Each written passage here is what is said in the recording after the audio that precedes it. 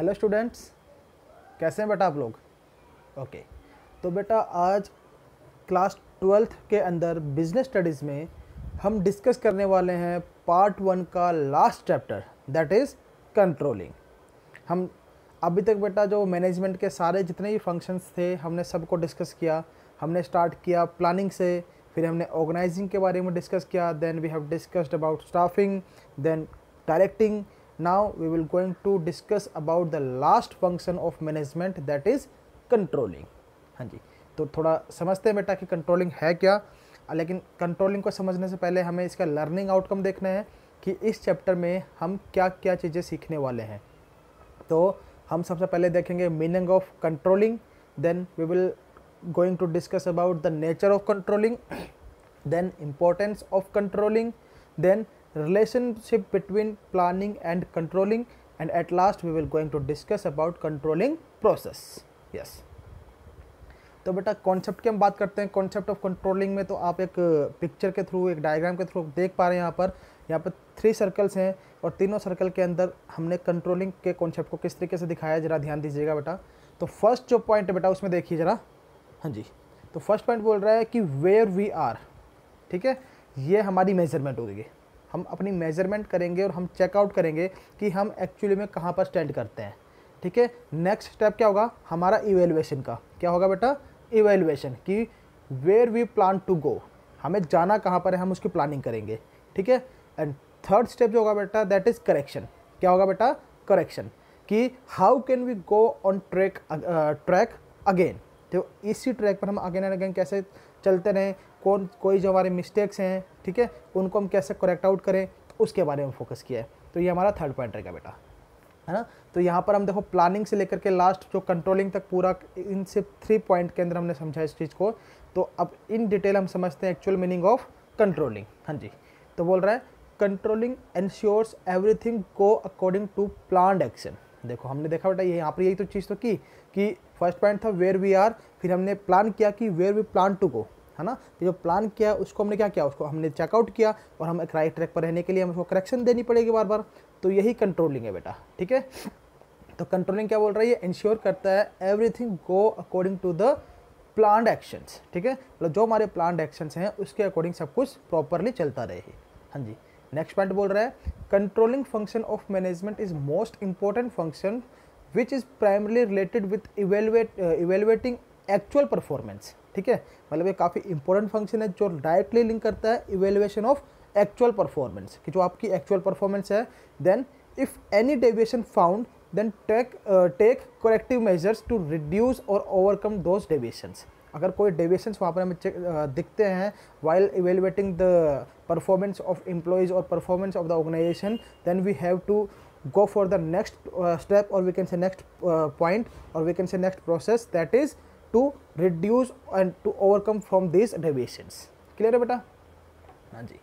then next point is controlling is the process of comparing actual performance with standard or we can say planned performance, ठीक है। Controlling का main motive क्या है कि check करना, ठीक है, किस चीज़ को, और कंपेयर करना किस चीज़ को, जो हमारी एक्चुअल परफॉर्मेंस है और जो हमारी प्लान्ड परफॉर्मेंस थी, ठीक है। हमने प्लानिंग किसी पर्टिकुलर चीज़ की होगी और जो हमने एक्चुअल परफॉर्मेंस किया उन दोनों को कंपेयर करना ही क्या है बेटा? कंट्रोलिंग है, ठीक है। उसके बाद सिर्फ कंट्रोलिंग का पॉइंट यहीं पे ख़त्म नहीं होता कि कंपेयर करके छोड़ दो, नहीं। उसके बाद देखना है फाइंडिंग एनी डेविएशंस, फिर हमें चेक करना है कि वहाँ पर कोई डेविएशंस दोनों के बीच में कुछ डिफरेंसेस आ रहे हैं क्या, हमारा स्टैंडर्ड क्या था और हमारा एक्चुअल परफॉर्मेंस क्या है, उनके बीच में क्या कोई डिफरेंस आ रहा है, उस डिफरेंस को हमें क्या करना है? चेकआउट करना है, ठीक है। If there is any reasonable or we can say abnormal deviation between actual performance and standards, ठीक है, then we have to take measures to overcome these or we can say those deviations। clear है बेटा? अब हम बात करते हैं nature और फीचर्स ऑफ कंट्रोलिंग। तो सबसे पहला फीचर क्या है? गोल ओरिएंटेड है बेटा। बोल रहा है controlling is directed towards accomplishment of organisational goal in the best possible manner. Controlling का मेन मोटिव क्या है? क्योंकि वो चेकआउट करता है कि प्लान परफॉर्मेंस को हम एक्चुअल परफॉर्मेंस में कन्वर्ट कर सकें, तो वो गोल के ऊपर फोकस करता है हमेशा, ठीक है। Second point is pervasive. Controlling pervasive है बेटा, आप किसी भी टाइप की एक्टिविटी ले लीजिए, किसी भी लेवल पर ले लीजिए एक्टिविटी, किसी भी फंक्शन की बात कर लीजिए, हर एक फंक्शन में कहीं ना कहीं कंट्रोलिंग क्या है, अपनी एक्सरसाइज दिखाता है, अपनी मूवमेंट दिखाता है बेटा, ठीक है। Next point is continuous. तो कंट्रोलिंग बेटा कॉन्टिन्यूस फंक्शन है। हम नॉर्मली बोल देते हैं कि controlling is the last function of management, but actually controlling is not a last function of management. ये लास्ट फंक्शन नहीं है बेटा, ये कंट्रोल क्या है, कॉन्टिन्यूस फंक्शन है। कंट्रोलिंग के बाद दोबारा प्लानिंग के ऊपर आपको पहुंचा देगा, फिर आपका दोबारा से सारा प्रोसेस स्टार्ट होगा, ठीक है। तो it is not an activity to be pursued in the end only, ठीक है, मतलब ये सिर्फ लास्ट में नहीं करनी, it has to be done on a continuous basis. हाँ जी। Next point is controlling is looking backward. Controlling looking backward है। किस तरीके से, क्वेश्चन बेटा बहुत इंपॉर्टेंट है कि कंट्रोलिंग लुकिंग बैकवर्ड है और लुकिंग फॉरवर्ड है। तो दोनों के लिए आपके यस आंसर होंगे, यस क्यों होंगे, उनका लॉजिक आपके सामने है बेटा। तो बोल रहा है कंट्रोलिंग इज लुकिंग बैक या लुकिंग बैकवर्ड। कैसे? Controlling involves measurement of actual performance, ठीक है, मेजरमेंट करता है एक्चुअल परफॉर्मेंस की, वो इन्वॉल्वमेंट है। And it's comparing with the desired performance. इसको हम किससे कंपेयर करते हैं? डिजायर्ड परफॉर्मेंस से। It is the process of checking and verification. ये किस चीज़ का प्रोसेस है? चेक करने का और वेरीफाई करने का। तो हमने जो एक्चुअल परफॉर्मेंस की उसको हमने चेक किससे किया बेटा? हमारे स्टैंडर्ड से। और स्टैंडर्ड्स क्या है? जो हमने पहले बनाए होंगे, तो हमने लुक क्या किया, लुक बैक किया ना, हमने पीछे की तरफ देखा कि हमारे स्टैंडर्ड्स क्या थे, उसके अकॉर्डिंग हमारे एक्चुअल परफॉर्मेंस क्या है आज के टाइम में, फिर हमने उसको कंपेयर किया आपस में, तभी तो हमें पता चला कि कंपेयरिंग जो कंट्रोलिंग है उसके अंदर हम कर क्या रहे बेटा, एक्चुअली हम जो प्लांट परफॉर्मेंस थी, जो हमारे स्टैंडर्ड्स हमने सेट किए थे, हम उनको चेक कर रहे हैं। और स्टैंडर्ड्स हमेशा हमने पास्ट में बनाए होंगे, तब जाकर के आज हम एक्चुअल परफॉर्मेंस कर रहे हैं उसके रिगार्डिंग, है ना। तो हम बोल सकते हैं कंट्रोलिंग क्या है? लुकिंग बैकवर्ड फंक्शन है। Yes. Next point is controlling is forward looking. Controlling क्या? फॉरवर्ड लुकिंग है। तो फॉरवर्ड लुकिंग कैसे है? It is related to future because it seeks to improve future result on the basis of experience gained in the past. मतलब past में जो भी हमने एक्सपीरियंस गेन किया है उसके बेसिस पर इन फ्यूचर जो भी हमारी डेविएशंस होगी उनको हमें इंप्रूव करना है। तो इंप्रूव करना है तो हमें कब करना है? इन फ्यूचर इंप्रूव कर सकते हैं बेटा उस चीज़ को। इसलिए we can say that controlling is also a forward looking process. हाँ जी। Next point is depends upon planning या डिपेंड्स ऑन प्लानिंग। ऑब्वियसली बात है कि कंट्रोलिंग हम कर रहे हैं, तो बेटा कंट्रोलिंग करेंगे किस चीज़ की? तो there should be some standards, there should be some plant we can say strategies or plant policies on the basis of which we can control the things, है ना। then we can say that controlling is totally depend upon the planning। हाँ जी। बोल रहा है it presupposed existence of planning because without planning no control is possible। अगर आपकी planning ही नहीं है, आपके स्टैंडर्ड्स ही सेट नहीं है, तो आप किस चीज़ को कंपेयर करेंगे, किस चीज़ से कंपेयर करेंगे, है ना। तो बेटा यही बोला जाएगा कि जो प्लानिंग है वो काफ़ी इंपॉर्टेंट रोल प्ले करता है किसके साथ? कंट्रोलिंग के साथ। हाँ जी। हाँ जी। नेक्स्ट फीचर है एक्शन ओरिएंटेड है। कंट्रोलिंग क्या है बेटा? एक्शन ओरिएंटेड है, हमेशा एक्शन के ऊपर फोकस करता है कि कोई करेक्टिव एक्शन यहाँ पर हम लेंगे, जो भी हमारे डेविएशंस निकलेंगे हम उसको रेक्टिफाई करने की कोशिश करेंगे। तो एक क्या है? एक्शन ओरिएंटेड प्रोसेस है। नेक्स्ट बोल रहा है कि प्राइमरी फंक्शन ऑफ मैनेजमेंट। अब बेटा प्राइमरी का मतलब ये नहीं कि इनिशियल फंक्शन है, ठीक है, और हम इसको बोलेंगे कि प्राइमरी का मतलब कि किसी भी टाइप का लेवल, किसी भी लेवल ऑफ ऑर्गेनाइजेशन के अंदर हम कंट्रोलिंग को चेकआउट कर सकते हैं, भले कोई भी लेवल हो, भले कोई भी फंक्शन हो, कंट्रोलिंग कहीं ना कहीं वहाँ पर इन्वॉल्व है, ठीक है। इसलिए मेन फंक्शन है बेटा। यहाँ पर बोल रहा है brings back management cycle to back to the planning. देखो वही पॉइंट आ गया ना बेटा कि ये जो मैनेजमेंट का साइकिल है उसको क्या करता है? मैनेजमेंट के जो प्लानिंग फंक्शन है उसके ऊपर दोबारा से लेके आता है। बोल रहा है control should not be viewed as the last function. Control को हम लास्ट फंक्शन नहीं देख सकते बेटा। क्यों? In fact it links back to planning. ये हमें डायरेक्टली हमें किसके ऊपर डाल देता है? प्लानिंग के ऊपर डाल देता है। कैसे डाल देगा बेटा? हमने प्लान किया, हमने स्टैंडर्ड सेट किए, अब स्टैंडर्ड सेट किए तो बेटा हमें उसके अकॉर्डिंग एक्चुअल परफॉर्मेंस की, हमने देखा कि वहाँ पर तो काफ़ी डेविएशंस हैं, तो उन डेविएशंस को हमें रेक्टिफाई करना है इन फ्यूचर। तो रेक्टिफाई किस तरीके से करेंगे? तो हमें उसके लिए फिर से क्या करना पड़ेगा? प्लान करना पड़ेगा, फिर से हमें प्लानिंग करनी पड़ेगी बेटा। तो फिर से प्लानिंग कर रहे हैं, तो कंट्रोलिंग खत्म नहीं हुआ, उससे पहले हमने स्टार्ट कर दिया प्लानिंग। तो ये दोबारा कहाँ पर ले गया बेटा? हमें प्लानिंग के ऊपर ले गया। प्लानिंग करेंगे तो फिर ऑर्गेनाइजिंग, स्टाफिंग, डायरेक्टिंग सब कुछ दोबारा करके दोबारा से जो कंट्रोलिंग करना है, दोबारा चेकआउट करना है। तो ये प्रोसेस बेटा बार बार घूमता रहता है, इसलिए कॉन्टिन्यूस प्रोसेस को हम बोल देते हैं। जी। Next point is importance of controlling. तो बेटा कंट्रोलिंग की इंपॉर्टेंस क्या है? तो बोल रहा है controlling helps in achieving organisational goal. बेटा ये तो हमारे कोई भी फंक्शन ऑफ मैनेजमेंट हो, सभी का मेन मोटिव ही ये है कि हम अपने ऑर्गेनाइजेशनल गोल को अचीव कर लें, भले वो प्लानिंग हो, भले वो स्टाफिंग हो, भले डायरेक्टिंग हो, भले कंट्रोलिंग हो, कोई भी फंक्शन हो, सभी के सभी फंक्शन का मेन जो झुकाव है वो किसकी तरफ है, for achievement of the organisational objectives और organisational goals. Yes, next point is for evaluating और जजिंग एक्यूरेसी ऑफ स्टैंडर्ड्स।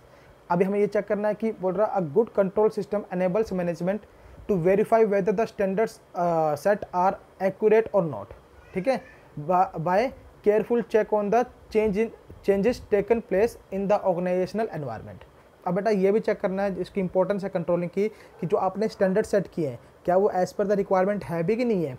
आपने कहीं स्टैंडर्ड सेट कर दिए जो कि एम्प्लॉयज़ के हक में है ही नहीं, एम्प्लॉयज़ के लिए पॉसिबल नहीं है उसको अचीव करना, तो बेटा वो सब कहाँ से चेक होगा, वो कंट्रोलिंग के बेस पर हम चेक करते हैं कि हमें एक्चुअल में क्या स्टैंडर्ड सेट करना है और उसके अकॉर्डिंग हमें क्या परफॉर्मेंस देनी है बेटा।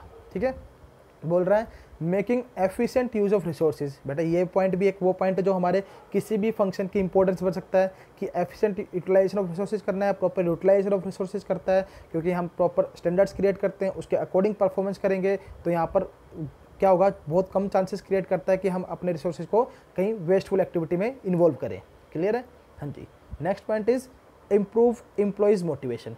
ठीक है, बोल रहा है a good control system ensure that employees know well in advance पर what they are expected to do. ठीक है, मतलब कंट्रोल, अगर गुड कंट्रोल सिस्टम होगा तो एम्प्लॉयज़ को ऑलरेडी पता होगा कि उनको क्या क्या काम करना है। ठीक है, उनको स्टैंडर्ड सेट कर दिए जाएंगे, उनको स्टैंडर्ड्स के अकॉर्डिंग परफॉर्मेंस बता दी जाएगी, तो एडवांस से वो मोटिवेटेड रहेंगे उस पर्टिकुलर चीज़ के लिए। ठीक है, वो उनको मोटिवेट करेगा उनकी बेटर परफॉर्मेंस के लिए। Yes, next importance is facilitating coordination in action. ठीक है, तो देखो भाई कोऑर्डिनेशन इन एक्शन भी आता है। ठीक है, कैसे बोल रहे हैं in controlling each department and employee is governed by predetermined standards. ठीक है, हर एक डिपार्टमेंट का, ठीक है, हर एक एम्प्लॉय का already predetermined standard set कर दिया गया है, which are well coordinated with one another. और वो सारे सभी जो डिपार्टमेंट्स हैं, सभी एम्प्लॉय से एक दूसरे से क्या करते हैं, वेल कोऑर्डिनेटेड कर दिया जाता है।